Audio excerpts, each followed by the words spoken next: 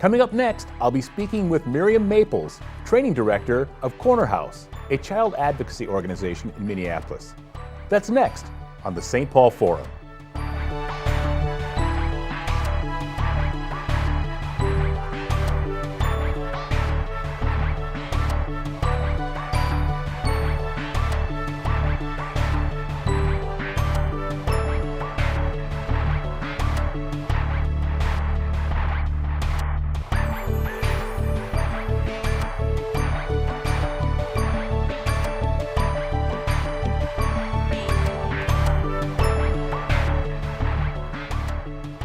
Welcome to the St. Paul Forum. I'm John Forde. With me today is Miriam Maples, Training Director at CornerHouse in Minneapolis. Welcome, Miriam. Thank you. Tell us about CornerHouse. What is CornerHouse? It's not a restaurant? No, it's not a restaurant. It is on the corner, however. We're a house on the corner of 10th and 25th in Minneapolis, Minnesota. We're a children's advocacy center. What does that mean? It means that we provide a child-friendly environment for children who are involved in a child abuse investigation to have their services provided. We work collaboratively with what we call a multidisciplinary team. Those are professionals, colleagues of ours who work in law enforcement, child protection, and the Hennepin County Attorney's Office. And we all work together to investigate child abuse. The service that CornerHouse provides is primarily forensic interviews. Okay, so it sounds like sanctuary, but isn't a big part of your mission training as well? Yes, a big part of our mission is training as well. Training how to be other sanctuaries, or training how to investigate, or all those little tentacles? Kind of all of the above. Okay. The mission of CornerHouse is to ensure that the voices of children are heard and understood in cases of alleged child abuse. And so part of that for us is making sure that people in other communities, whether it's in Minnesota or in other parts of the country or in other parts of the world, that those other professionals in those other communities know how to talk to kids in a child-friendly and legally sound way. Is there like a national clearinghouse, or is that part of what CornerHouse is trying to be? There is a national agency called the National Children's Alliance who accredits children's advocacy centers. There are children's advocacy centers all over the country, and all of us have some very common goals and missions and levels of service. We also have some very individualized things that we do that are really meant to meet the needs of the children in our individual communities. So the National Children's Alliance is a clearinghouse. They do a lot of lobbying at the federal level, and they also go out and visit all of the children's advocacy centers in the United States to make sure that we're doing a good job. And the people you're training, do you train like police and investigative professionals a lot? Is that primary, or is that just one of many branches? We train the people who are doing the investigations, and those are typically law enforcement officers and or child protection investigators, as well as prosecuting attorneys. And are there specific techniques? It sounds like it's almost like a listening skill. It is a listening skill. Okay. It's a listening skill. That's probably the most important thing we teach people, is how to listen to kids. But the other thing is that we teach them is how to make sure that when they are structuring a forensic interview with a child, they're doing it in a way that's not leading and suggestive, and most importantly is child-friendly, and so that those investigators understand the fundamental things that they need to know about child development, about linguistics, about communication, as well as about how to make sure that they're not suggesting information to a child. Because what's important to us is getting accurate and detailed information, whether that's about a child experiencing abuse or whether it's about the fact that a child didn't experience abuse. It sounds like a great deal of that is almost curricular in nature, that you're teaching a specific skill set. To what extent is CornerHouse also involved in advocacy of recognizing that children are children's voices are underappreciated and undervalued, and that the problem may be underweighted in the public perception? We do try to do some outreach and information sharing, education in the community in general with regard to what adults in our community, whether they're investigators or not, need to be doing as far as listening to kids and being aware of and preventing child abuse. We deal primarily with investigations that involve child sexual abuse. And so some of the things, some of the other training materials that we try to disseminate are not just as far as talking to kids in an actual forensic interview, but also for people who work with kids in the community, mandated reporters. That's kind of a buzz term that people have been talking about quite a bit lately with some of the high-profile sexual abuse cases in the country. So that people who are not in an investigative capacity but are working with kids on a regular basis, teachers, doctors, social workers, understand what to do and how to do it if they do have concerns that a child's been abused. And go ahead. Is it partly also that they avoid contaminating, Yes. as you said before, suggesting and leading answers? That's a really important part of what we try to teach mandated reporters is what they should do as far as reporting suspected abuse, but also what not to do. And one of the things that's important is that mandated reporters and other community members, concerned people, parents, anyone who interacts with a child doesn't contaminate the investigation. And sometimes what happens is because people are concerned, they ask kids too many questions, and that can, although everybody has the best of intentions around that can actually do more harm than good as far as the investigation. Do you have to stay up on current changes in the law? Yes, we have to stay up on current changes in the law, current best practices in the area of forensic interviewing, child development, linguistics, communication.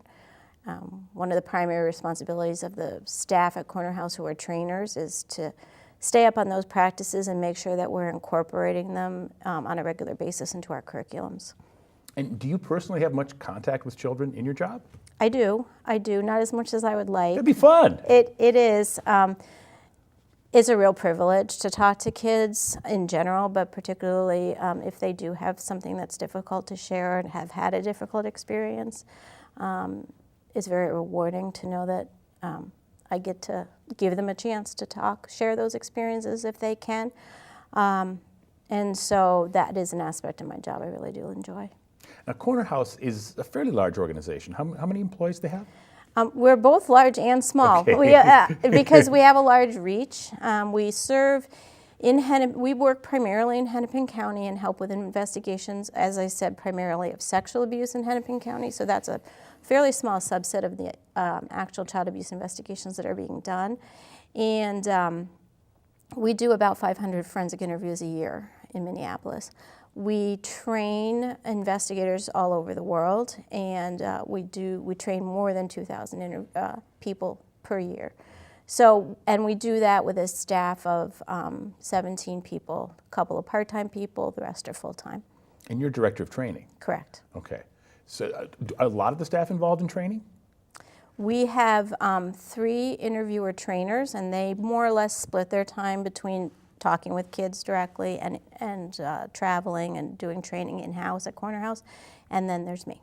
Okay, and when they do traveling training, they're reaching out to law enforcement and what other kinds of professionals? Mostly it's law enforcement, child protection investigators, and prosecuting attorneys. And so, as I started out saying, we work with a multidisciplinary team in Hennepin County. So when a child is interviewed at CornerHouse, we're getting our referrals directly from law enforcement and child protection. That's how an interview is initiated on our team. And so those people, those investigators, are at the table, literally, when a child is interviewed.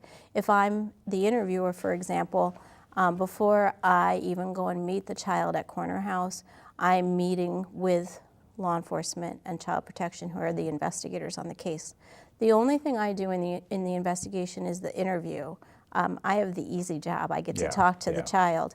It's the law enforcement officers and the child protection workers and the prosecuting attorneys who are going to have to do the real meat of the investigation and see that through. We're all at the table together, and then those investigators, along with an assistant county attorney, they watch me do that interview, literally live through a closed-circuit television system at CornerHouse, so that they get the information from the child in real time, and they can communicate with me as they need to in real time. So the child doesn't have to be spoken to again or questioned again, ideally. Do you wear an IFB like I do? No. Although a lot of children's advocacy centers throughout the country do have that kind of a system, we use a telephone in our interview rooms. Okay, so you can just literally stop and get questions from the outside that may be pertinent for immediate action. Yeah, well, and they're pertinent to the interview itself. So I might have missed something, I might have misunderstood something. I rely on my team to make sure that I'm doing a good job so that kids don't have to be re-interviewed. Yeah, okay. How about the issue of retranscripted memory? That may have to do with what's contaminated. Do you have to deal with that a lot? Do I need to explain what that is? Yeah, what do you mean by that? Well, retranscripted memory is when a child is asked when anyone is asked to state a memory, and then as they state it again days later, they're at least partly referring to their description rather than the original event. And as more stories are laid down across it, it just kind of gets fuzzier and more blurred, which is one of the reasons you want to stay away from asking too many questions. That's right, Yeah. and contaminations.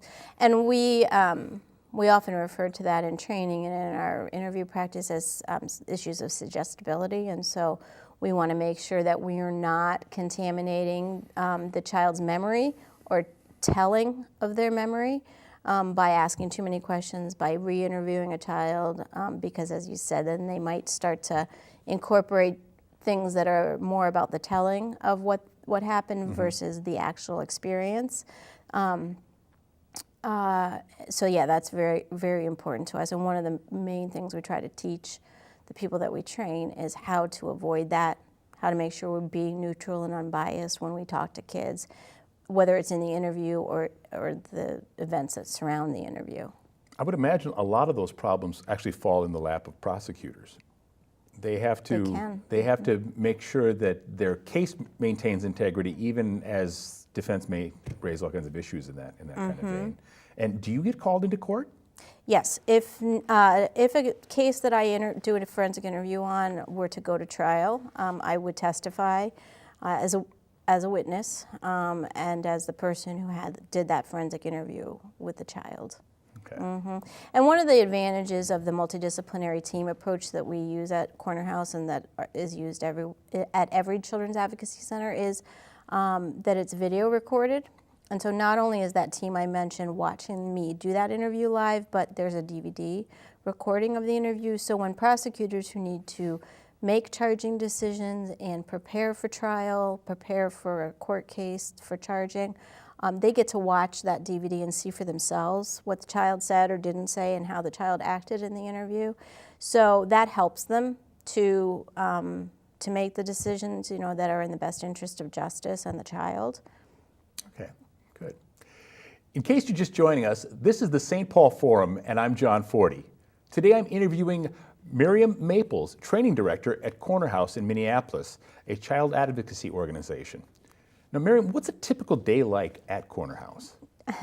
There really is no typical day at CornerHouse because of the nature of our work. We have ups and downs, and those ups and downs come and go sometimes from day to day or hour to hour.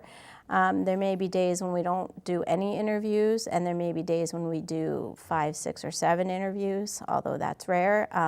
It can be very, very busy or very quiet. What is typical is that when a child comes to CornerHouse for their interview, they have a positive experience. They come to a child-friendly setting that's neutral. It's very child-friendly in that it doesn't look like an adult's office. It doesn't look like a police station. It's very warm, and it's a place where kids and their caregivers can feel safe. Although it might seem that a child would be traumatized by talking about their experience, because of, we're very purposeful and careful to try to make that experience as positive as it can be. It's not unusual for kids to actually feel better when they leave. It can be a relief to share information about something that's happened to them. And sometimes kids will even say to us, can I come back? Yeah. Can we talk again another time? Nice. Is there any bulge in the age curve? I mean, is there 5 to 8 or 10 or 12 or? We serve people anywhere from 3 years old up to vulnerable adults. For us, the majority of the kids we see at CornerHouse are between the ages of about 7 and 10 or 11. But we serve lots of adolescents, we serve lots of preschoolers.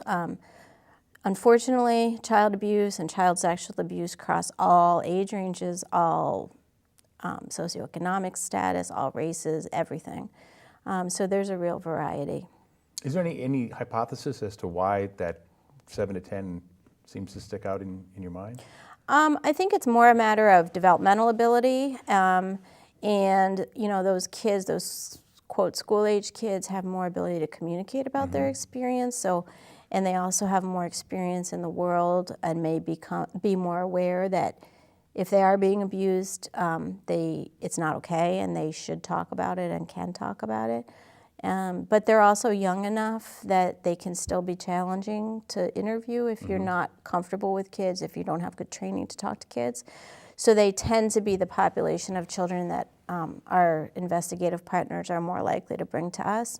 Whereas as kids get older, 12, 13, 14, 15, investigators may decide to go ahead and talk to those kids themselves because they developmentally might be more communicative. Tell me a little bit more about CornerHouse itself as an organization. How is it funded? We're a private nonprofit, and we are funded in a variety of different ways. We have contracts with our the partners that I've mentioned. So we have contracts to do forensic interviews with all of the law enforcement jurisdictions in Hennepin County, the Hennepin County Attorney's Office, and Hennepin County Child Protection. Now, what they pay us to do is to provide a child-friendly setting and a neutral, non-biased interviewer who's well-trained and experienced in talking to kids. The service we provide is that forensic interview. It's regardless of what the child does or doesn't say in the interview. We get some funding from federal and state grants, primarily the Office of Justice programs. And we also, of course, like every nonprofit, do our fair share of private fundraising. Okay.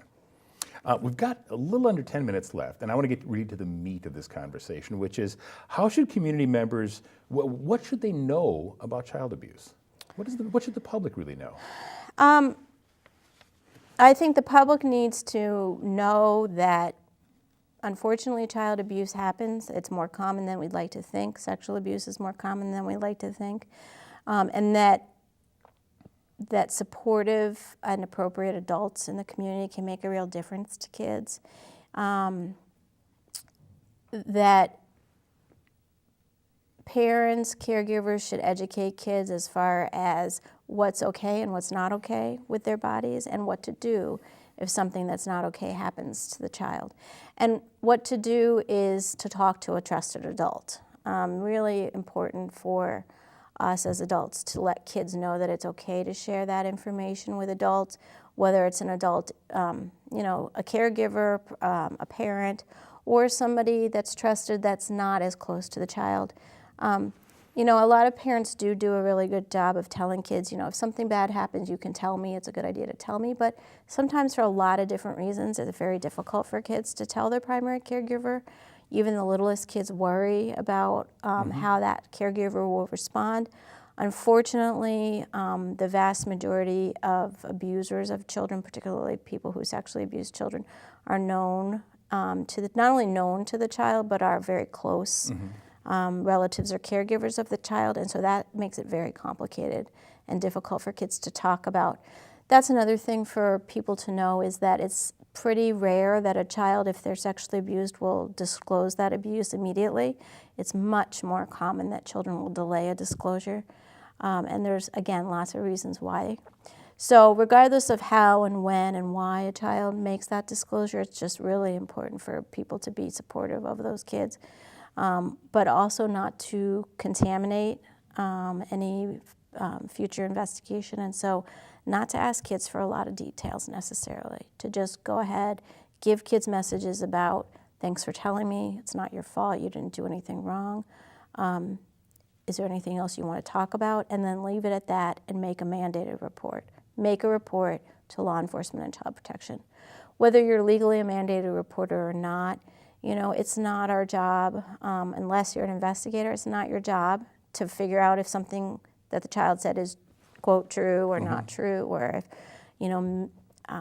ask a lot of details of the child, report the information to child protection and law enforcement, and take your cue from them. I'm wondering, is there a lot of discussion in the field as to a best practice? If it's sufficient to simply say, it's okay to tell me if something bad happened to you, because I would think so many perpetrators would be threatening them and saying, if you tell anyone, and so the child thinks I can or I can't, I'm not going to. So is there a way to coax that information out? Or almost to tell the child, it's imperative you tell me? It's okay to, it's a good idea to tell kids. It would be a good idea to tell me if something like this happens. Who do you think you could tell? Who would you be comfortable telling? As I kind of alluded to before, it's really important to make sure that kids are identifying for themselves another trusted adult they can tell who's maybe not quite as close to the child. So maybe that's a teacher, maybe it's somebody who's a coach, maybe it's whoever it is. Make sure kids have permission to not only go to mom and dad, but that they can also go to other people, because that might help too. Now, are there broad prevention strategies? Sure. Education, not just of the community and adults, but of kids, making sure kids know, what's okay and what's not okay, teaching children the proper name for parts of their body so that they have words to use to talk about an experience if they have one that's abusive. Giving kids permission, to talk about it. As a society, just being more open to those discussions. I think part of the problem and part of the reason kids keep it a secret is because we just, even as adults, we don't want to believe it happens. It's very disturbing. But what's most important is that if a child experiences abuse, that they have trusted adults they can talk to, and that when they talk about it, they're supported. And what we know from extensive research over the years is that when kids are supported in their disclosure by their primary caregivers and other people in their community, they do very well in terms of recovery. It's kids who aren't believed, who aren't protected, who have a harder time. When we talk about prevention strategies, it seems that very young children are going to be very vulnerable because they're with adults and they have almost no control. But there's an age, maybe it's 5 or above, where they kind of have an intuition that they distrust people. Is there a lot of counseling them to trust their instinct? Yeah, that's an excellent suggestion. Letting kids know that if it's not okay with them, if they're not sure about it, if it's confusing, that's a good point too. Sexual abuse doesn't always feel bad, so to speak. It doesn't necessarily hurt. People who hurt children in that way do it in a very manipulative and oftentimes gentle way that is confusing to kids. So letting kids know too that if it's something that you're not sure about, if it's something that's confusing, that doesn't feel right to you, let's talk about it. Okay. Tell me more about mandated reporting laws. Who's under that? I assume as part of their professional training they know, but if you don't know and you need to go to someone, it's a psychologist, a law enforcement officer. Clergy's not included, is that correct?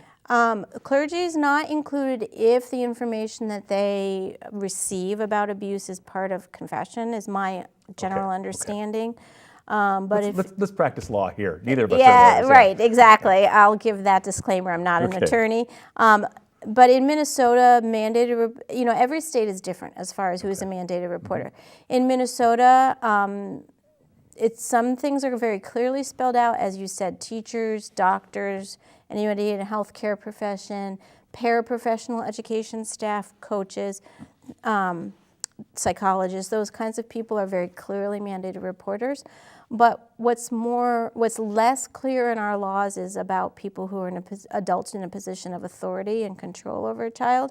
And so, I would argue that any adult who has knowledge of whether you're legally a mandated reporter or not, if you suspect or have concern that a child has been abused, it's always better to err on the side of reporting. And although it's very helpful to investigators and to child protection and law enforcement if you're willing to share your contact information with them in case they do need to investigate and clarify something with you. If you want to make a mandated report anonymously, you absolutely can do that, and it's far better to make an anonymous report than to make no report at all. Okay. I wanted to get right down to the mechanics. If a parent has the child come to them and say, I've been abused in some way, what action steps do the parents take? Do they go to the police? Well, in addition to first and foremost sending those supportive messages to the child without getting too far into the details with the child, and the other thing for caregivers to keep in mind, or whoever hears a report from a child, is that it's really important that we be cautious about our initial response and trying, as disturbing as it would be to have a child come to you and tell you they've been abused, when we as adults react very emotionally to hearing that information from a child, the kids will take that personally, and that can sometimes shut them down. Yeah. So it's important to be supportive and as neutral as possible. And then the next thing to do is out of the child's earshot, to make that phone call as quickly as you can. And we always suggest reporting to both law enforcement in the location where you believe the crime occurred. So, for example, if somebody thinks a child's been abused in St. Paul, you would report to St. Paul Police. We also suggest that you report to the county where the child lives. So that would be Ramsey County Child Protection. Miriam, we've got a little less than a minute left. I want to make sure that we plug the website, as they say in TV business, but also just quickly, what can people do to support the work of CornerHouse and other child advocacy organizations? There's lots of things you can do, from volunteering at CornerHouse, volunteering at special events, making a donation, spreading the word of prevention and about our services. And there's lots of ways that you can find out more about us on the website. Okay. Well, thank you very much, Miriam. Thanks for having me. I've been speaking with Miriam Maples, Training Director of CornerHouse in Minneapolis, a child advocacy center. That's all the time we have this week. Come watch us again next week on the St. Paul Forum. Thank you.